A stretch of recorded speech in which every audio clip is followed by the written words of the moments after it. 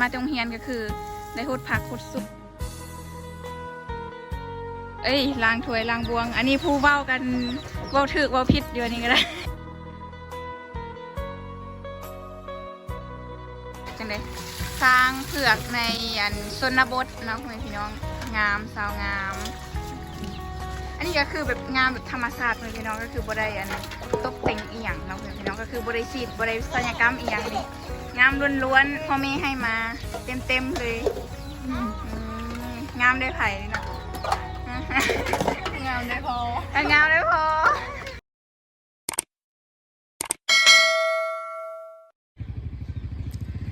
กับสบายดีและสวัสดีพ่อแม่พี่น้องสบายดียามแรงๆนะพ่อแม่พี่น้องมื้อนี้แม่น้องดีก็คือได้เฮ็ดภารกิจตามคำขอ FC หลายๆคนเนาะพ่อแม่พี่น้องก็คือให้น้องดีหันมาทายน้องคนหนึ่งเนาะ2 คนนี่แหละเนาะ2พี่น้องเนาะที่แบบว่าพี่ๆเพิ่นนั้นถามหาเนาะพ่อแม่พี่น้องก็คือเพิ่นนั้นหน้าตาดี2 คนเนาะพ่อแม่พี่น้องเนาะพ่อแม่พี่น้องอันเดียวมาติดตามรับชมน้ำกันว่าแม่นผู้ใดเนาะตอนนี้แม่นเพิ่นเฮ็ดอีหยังแน่เนาะพ่อแม่พี่น้องแต่พี่น้องดีก็ว่าสิบ่ทายเลยแต่ว่าเห็นพี่ๆ FC หลายๆคนนะถามหาเดี๋ยวจัดตามคำขอ FC เลยซะว่า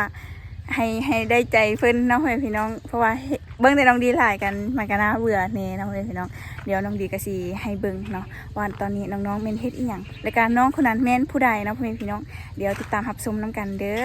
อตอนนี้แม่น้องดีก็คือได้ฮอดเฮือนศาลของเพิ่นแล้วแม่พี่น้องปุ๊เดี๋ยวน้องดีสิได้เบิ่งด้านหลังเนาะพ่อแม่พี่น้องปุ๊แม่นแท้ๆนี่2 คนนี่น้องของน้องดีนี่สบายดีนี่นั่งยืนไกลๆนี่ก็คือน้องของน้องดีนะพี่น้องเดี๋ยวก่อนอื่นน้องดีที่สิให้น้องแนะนำตัวก่อนเนาะนี่อันนี้ผู้เอื้อยก่อนจังใดซื้อจังใดซื้อจันนี่เด้น้องซื้อวันซื้อวันนะก็คือหลายๆคนกันน่าสิได้ฮู้จักน้องวันเนาะหลายๆคนเห็นนั้นเขาเจ้าถามน้องวันหลายเนาะแล้วก็แต่ว่าน้องจันหาก็ได้ออกกล้องมื้อนี้แล้วก็ได้ไลฟ์สดมื้อนั้นแต่ว่ามีคนถามหาหลายเด้นี่ก็คือน้องจันอันนี้หันยังใส่ชุดนักเรียนอยู่ไปเรียนบ่มื้อนี้แม่นเรียนห้องได้แล้วม.7 เนาะจักปีแล้วตอนนี้17 ปีเนาะอันนี้เด็กคือบ่ได้ใส่ชุดนักเรียนเปลี่ยนแล้วน้องอันเรียนอยู่บ้านเนาะก็เลยเปลี่ยนไปอันนี้เรียนอยู่ใส่ก็อยู่เมืองเรียนมสน.นี่แหละอันปีนี้ปีสุดท้ายเนาะแม่นได้มีแบบความฝันจังใดแบบว่าอยากไปเรียนต่อบ่มีแผนบ่สิไปเรียนต่อนี่หรือบ่มีอยู่จะไปเรียนไสความลับบอกบ่ได้ความลับบอกบ่ได้ว่าซั่นน้องบอกบ่ได้เนาะปีนี้เป็นปีสุดท้ายแม่น้องก็สิได้เรียนแล้วเนาะเรียนจบแล้วสิเป็นรุ่นเอื้อยแล้วบัดนี้เนาะนี่ตอนนี้หันน้องๆกำลังสิเฮ็ดหยังตัวนี้หดส่วนหดพักเนาะได้นึ่งข้าวแล้วบ่นึ่งแล้วใครเป็นคนนึ่งแม่เป็นคนนึ่งเพราะว่าน้องๆกำลังไปเรียนเนาะยังไปเรียนกลับมากันได้ทันแต่หดส่วนได้ไปหดส่วนบ่อันนี้บ่เปลี่ยนเครื่องแล้วมั้งเนาะบ่เปลี่ยนก็ได้เนาะเดี๋ยวน้องดีสิให้พี่ๆ FC ได้ติดตามรับชมเนาะวิถีชีวิตของน้องเนาะก็คือเฮ็ดเวียกเฮือนศาลเนาะหดผักหดสวนนะพี่น้องเดี๋ยวเฮามาเบิ่งนำกันว่าเพิ่นเฮ็ดจังใดแน่นะพี่น้องน้ำอยู่ใส่น้ำอยู่นี่บ่น้ำนี่เป็นน้ำเขาเจาะบ่หรือว่าจังใด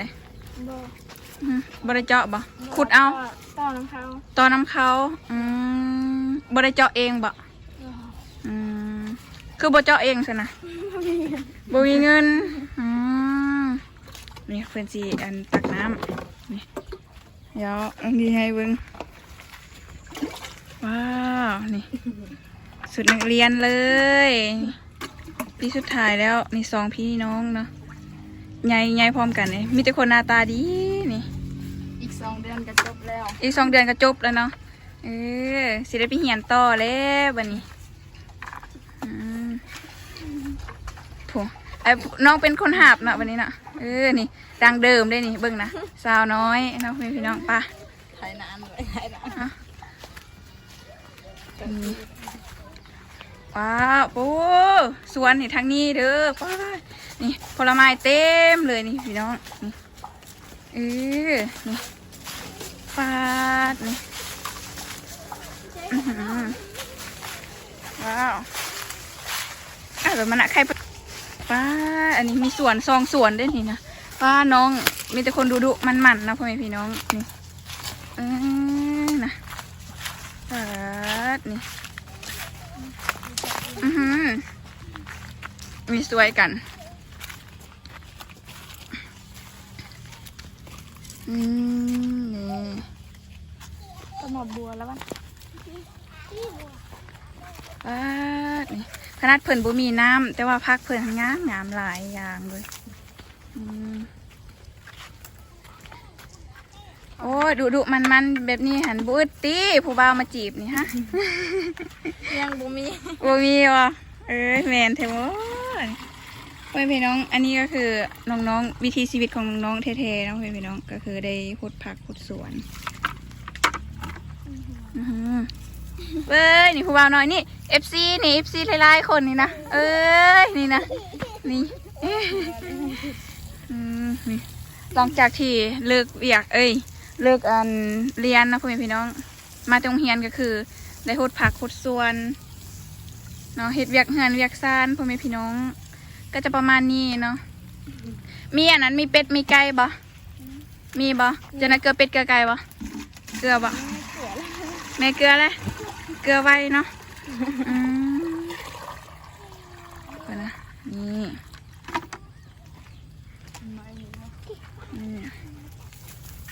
ช่วยกันเนาะผู้หนึ่งหาบผู้หนึ่งโฮดมันเห็นบ่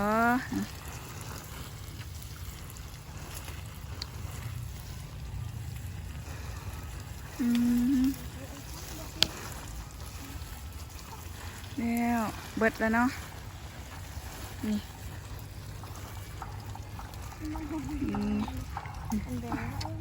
โอ้ยค่ะนี่ตอนนี้น้องๆก็คือหดส่วนเสร็จเป็นทีเรียบร้อยแล้วเนาะพี่น้องจังใดน้องวันหันไปเฮียนอยู่เมืองหันนะเที่ยวเอาปะน้องจันน้องจันเนาะบ่จือลงเนาะลงสื่อเนาะพี่น้องอันลงลืมเอื่อยก็ได้จังใดเที่ยวเอาปะแม่นเที่ยวจังใดเที่ยวรถจักรเอารถจักรเที่ยวเนาะไปคนเดียวบ่แต่ละมือคนเดียวอันแต่ละมือหันสมมติว่าอาทิตย์นึงเห็นใส่น้ำมันประมาณแบบจักลิตรจังอาทิตย์นึงจังสิกุมอาทิตย์นึงหรือว่าจักพันจักกีบงบเที่ยวแบบประมาณ4-5 แสนนี่แหละต่ออาทิตย์นึงว้าใส่ร้ายอยู่ได้เนี่ยโอ้ใส่ใจหลายเนาะเพราะว่านั่นซื้อกินบ่แมนรวมทั้งซื้อกินเลยรวมทั้งซื้อกินค่าน้ำหมอกน้ำมันนู่นนี่นั่นก็คือรวมภายใน3-4 แสนต่อเดือนต่ออาทิตย์ต่ออาทิตย์โอ้ก็คือใส่จ่ายตรงนั้นก็คือเข้าใจอยู่นะพ่อแม่พี่น้องเพราะว่าสมัยนี้นะพ่อแม่พี่น้องก็คือหาเงินยากแต่ว่าค่าครองชีพมันแพงนะพ่อแม่พี่น้องนอกจากการแบบว่าน้องเฮียนและน้องได้เฮ็ดเวียกอย่างนี้แบบการแบบว่าหาเงินหาทำเฮียนจังเลยแบบเฮ็ดจังเลยมีอย่างนี้เวียกอย่างนี้ขายเครื่องออนไลน์ได้ขายอยู่บ่ได้อยู่บางเดือนก็ได้บางเดือนก็บ่ค่อยได้พ่อแม่พี่น้องก็คือน้องนายุซัมนี่นะพ่อแม่พี่น้องก็คือยังน้อยยังเด็กน้อยอยู่แต่ว่าน้องหันมีความคิดแบบว่าหูจักค้าขายนะพ่อแม่พี่น้องหูจักแบบว่า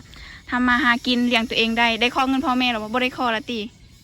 ยังคออยู่หาเงินยังบ่พอก็คือแบบบางเดือนก็ได้บางเดือนก็บ่ได้เนาะก็คือออนไลน์พ่อแม่พี่น้องก็คือน้องกันเฮียนเน่เฮ็ดเวียกเน่ก็คือบ่ได้เต็มที่กับงานหลายก็คือน้องอายุยังน้อยแต่ว่าน้องเฮ็ดได้ซำนี้ก็คือว่าดีที่สุดเนาะเฮ็ดเวียกเฮ็ดงานเฮือนงานศาลก็บ่ได้ตกบกพร่องได้โอ้ถือว่าเก่งเด้นะ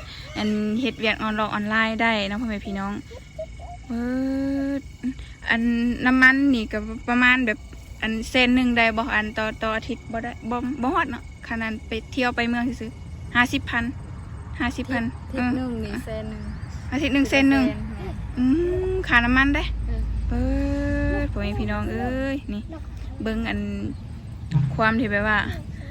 อยากไปเฮียนนะพี่น้องก็คืออยู่บ้านเฮาหันบ่มีม.7 เนาะต้องไปเฮียนอยู่เมืองนะพี่น้อง มีแต่มอต้น เพ เนาะ ราะว่านักเรียนบ่หลายเขาก็เลยย้ายไปเมืองเบิด อืมอันนักเรียนหลายบ่อยู่พุ่น ประมาณ400ปลายนี่แหละ อืมโอ้ยงามๆแบบนี้หันนั้นผู้บ่าวหันแย่งกันนั้นจีบตี้ นี่คือน้องวันเรียนอยู่บ้านอืมย่างเอาบ่หรือว่ารถจักรไป ย่าง ย่างเอาโอ้ยอีตุ่นพ่อแม่พี่น้องเอ้ยน้องได้ย่างเอาบ่มีรถบ่ เลย บ่มีรถเนาะเอื้อยเอาไปแล้วบ่ได้รถเนาะบัดเอื้อยเอามาแล้วจังได้ขี่มแต่ไปให้ไปสวนได้ย่างเอาบ่หรือว่าขี่รถไป บางทีก็ขี่รถบางทีก็ย่างครับ พ่อแม่พี่น้องโอเคทุกคนเดี๋ยวน้องดีก็สิพาน้องๆไปเฮ็ดเวียกอันอื่นต่อน้องสิไปเฮ็ดเวียกหยังต่อฮะ ล้างถ้วย ล้างถ้วยไปนี่ตอนนี้แม่น้องๆก็เก็บไปนี่ไป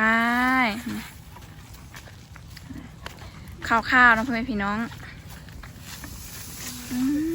นี่ป้าหัวสิงไข่ก็หลายด้วยนี่หลายเติบนี่เพิ่นก็สิอัดประตูนะบ่ให้อันแบ่บ่ให้งัวเขาเพิ่นบ่มีน้ำเพื่อนเพิ่นบ่มีน้ำเพื่อนน้องดีกับบ่มีน้ำคือกันเนาะต่อจากนาบ้าวคือกันเอาท่อต่อใส่อันนี้เขาเจ้าอันนั้นขุดอันน้ำตีน่ะนะแม่นบ่มันแห้งช่วงนี้แห้งแล้วเนาะแห้งแล้งแล้วเนาะยามฝนได้ใส่อยู่เนาะ ยามฝนเลยได้ใส่แต่ว่ายามนี่แหละมันแห้งแล้ว มันแห้งบ่ได้ใส่เพิ่นอันขุดเองบ่ แม่น โอ้ยเด็กน้อยนี่เบิ่งนะเอ้ยตกเด้อลงเด้อนี่บ่มีอีหยังจำอยู่ในกกนี่ว้าดมะม่วงไผเป็นคนปลูกน้องจันเป็นคนปลูกบ่อะนี่มะม่วงว้าดไผเป็นคนปลูกปูโอ้ปูเป็นคนปลูกพ่อแม่พี่น้องมีได้มากมายได้อนี่นะนะนี่ว้าวนี่น้องจันน้องวันกำลังสิล้างถ้วยล้างบวงล้างถ้วยล้างจานนะพี่น้อง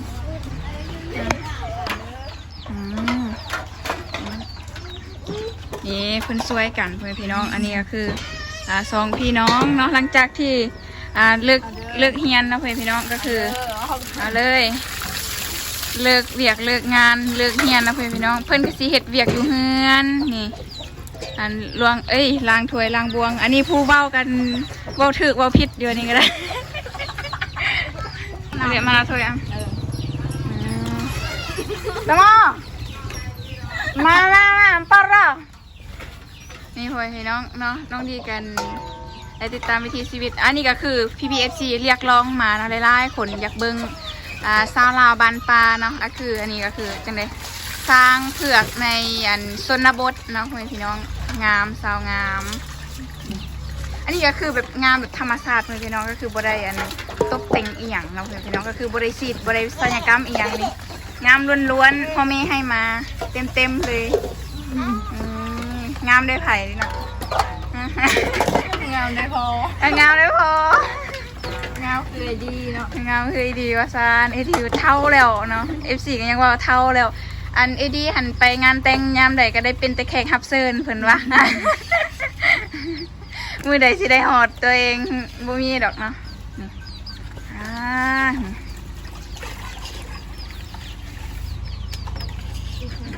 สวยกันผู้หนึ่งอันล้างผู้หนึ่งไล่นะพี่น้องเด็ดอังใกล้ๆกว่านั้นยังไง อาจจะเจอถ้วยมันจะ พอดีเลย นี่ล้างถ้วยเบิดเท่านี้บ่ถ้วย แม่น กินละล้างเนาะคนสะอาดเนาะกันบ่ต้องมีหลายดอกน้ำตักอยู่ใส่ตักอยู่ในกระพุ้ยหันบ่ แม่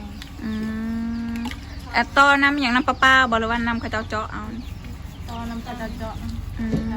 ได้เสียค่าไฟน้ำข้าวเจ้าแต่ละเดือนอันมีแต่เห่าบ่เสียหรือว่าข้าวเจ้าก็เสียน้ำ เสียน้ำกัน เสียน้ำกันอัน น้องไม่พูด เฮ็ดหยังกินแรงตอนแรงมื้อนี้หากะว่ามีบ่มีของกินบ่สิขอกินน้ำมื้อนี้ฮะยังบ่มีบ่มีอาหารซ้ำกินข้าวจำแจ่ว FC หันมักถามเด้อว่าอันน้องๆเห็นงามแท้กินข้าวกับอีหยังคืองามแท้อันนี้น้องสองคนกินข้าวกับหยังคืองามแท้ เขากับ เจียวปลาแดก เจลปลาเดกแม่ที่น้องกินข้าวกับเจลปลาเดกก็งามเนาะพี่น้องก็คือน้องแดงว่าวันจังไดใครอยากรอหันให้กินเจลมะเขือหลายๆมันจังรอหลายๆอะอ้าวนี่แล้วเนาะนี่เนาะมันบัก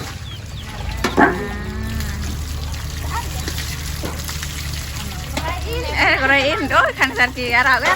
ช่วยมันดิ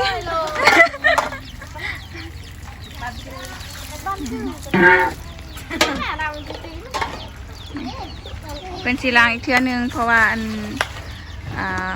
ฟอดยังบัวนั่นเนาะฟ้องอันนั้นสไลด์ยังบัวแล้ว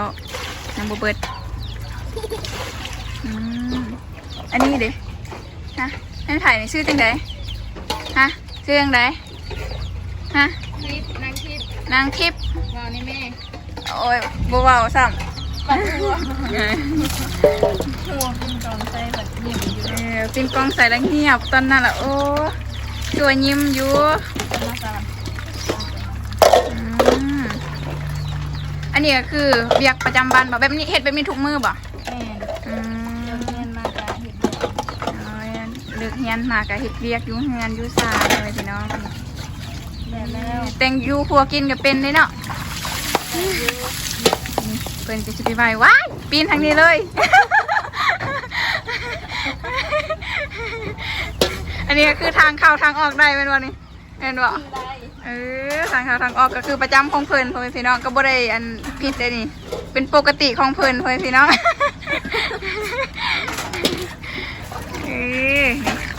โอเคพ่อแม่พี่น้องหลังจากที่น้องดีติดตามวิถีชีวิตของน้องๆเนาะได้แป๊บเดียวนะพ่อแม่พี่น้องเพราะว่าจริงใดน้องๆกันมากสิคำแล้วน้องดีกับฟ้าวเนี่ยเนาะพี่น้องน้องดีกับอัปเดตไว้เท่านี้ก่อนไพ่มักน้องดีเห็ดคลิปกับน้องๆกับ